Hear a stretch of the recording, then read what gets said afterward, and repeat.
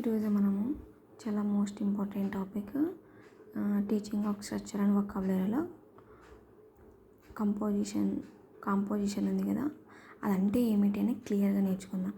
Composition అంటే compose అంటే ఏమిటి?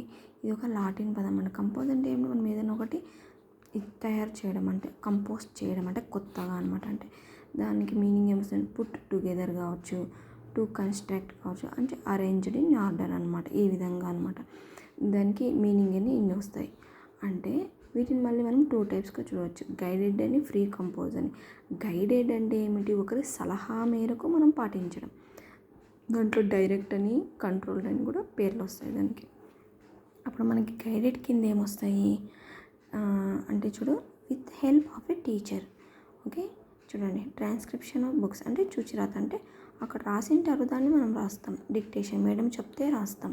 Next blank fillings, blank already ఉంటాయి, దాన్ని ఫిల్ చేస్తాం. మళ్ళీ సబ్స్టిట్యూషన్ టేబుల్, అన్ని మిక్స్ చేస్తూ రాస్తాం.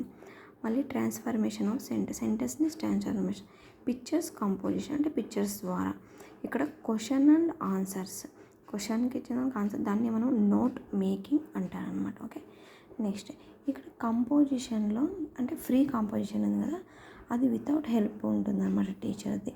అది సెల్ఫ్గా ఇండిపెండెంట్గా రాస్తాం. చూడు, లెటర్ రైటింగ్ అంతే కదా, మనం సొంతంగా రాస్తాం. స్టోరీ రైటింగ్, క్రియేటివ్ రైటింగ్లో పోయమ్స్ రావచ్చు, సమ్మరీ రావచ్చు, రైటింగ్, రివ్యూ మనం చూస్తుంటాం కదా, కామెంట్స్ అవి. ఇంకా నెక్స్ట్ వన్ వచ్చేసి స్టోరీస్.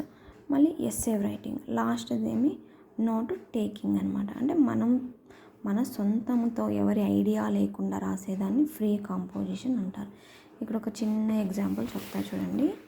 టెట్లో అడిగిన bit, the main aim of a composition is to, అంటే మెయిన్ ఏమి ఇక్కడ నేనేం చెప్పిన స్టార్టింగ్లో, కన్స్ట్రక్షన్ చేయడం, అంటే ఆర్గనైజ్డ్ వే అనమాట. ఇది ఆన్సర్ అవుతుంది మనకి. ఓకేనా, అంటే త్రూత్ అంటే ఒక పద్ధతిలో కన్స్ట్రక్షన్ చేయడం, లేకపోతే ఆర్డర్లో చేయడం, ఈ విధంగా అనమాట.